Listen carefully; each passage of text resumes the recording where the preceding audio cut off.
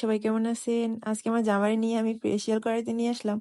এমন বউ পাইতে অনেক ভাগ্য লাগে, তাই না? এ বেচারার অনেক ভাগ্য যে আমারে সে পাইছে বউ হিসেবে। কাজ শেষ হওয়ার পর সে আমারে নিয়ে গেল খাওয়া দাওয়া করাইতে, যে চলো তুমি আমার জন্য অপেক্ষা করছো, তোমার একটা ট্রিট দেওয়া দরকার। তারপর এই যে খোঁজাখুঁজি পরে এই রেস্টুরেন্টে চলে আসলাম। রেস্টুরেন্ট খুব ছোটর ভিতরে খুব সুন্দর গুছগাছ করা।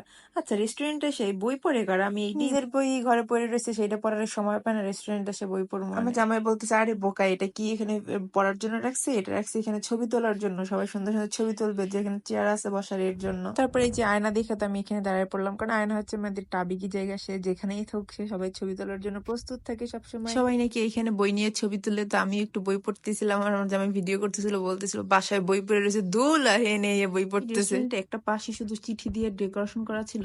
আচ্ছা, এত চিঠি তারা কই পাইছে? আমি এটা চিন্তা করি, মানে আগের যুগে যত চিঠি ছিল সবই কালেক্ট করে এখানে এসে লাগাইছে। আমার জামাই বলছে, তুমি আমার একটাও চিঠি দাও নাই, আমাদের রিলেশন অবস্থা আমার একটা চিঠি দাও না। সে বলতেছে আমাদের ডিজিটাল ভালোবাসা ছিল, তাই চিঠি দেওয়ার কোনো অপশন ছিল না। খাবার চলে আসলো, আল্লাহ, খাবারের যে ছবিতে দেখলাম অনেক বড়, এখানে এতটুকু কেন দেওয়ার? খাবারের টেস্ট মোটামুটি ভালোই ছিল সব মিলে, কারণ তারা নতুন দিছে, তারা বারবার সাজেশন নিতে ছিল যে কোনটা কেমন হয়েছে বা কি ইমপ্রুভ করা দরকার। আমার জামাই সবসময় উল্টা, আমি যেটা অর্ডার করতে বলবো সেটা না করে সে নিজের মন মতো অর্ডার করবে। আর দেখেন এখন আমারে ধরে দিয়ে বসে রয়েছে আর আমারটা শেখাই দিয়েছে। খাবারের সাথে যদি কোল্ড ড্রিঙ্কস না থাকে তাহলে মনে হয় খাবারের স্বাদটাই পাইতেছি না। আপনাদেরও কেমন হয় জানাই। তো খাওয়া দাওয়া শেষ, সোনার বাংলাদেশ, তো শেষে এক কাপ চা না হইলে হয়, তো দুজনে মিলে এক রাস্তার পাশে বসে এক কাপ চা খাইতেছিলাম। সবাই ভালো থাকবেন, আল্লাহ হাফেজ।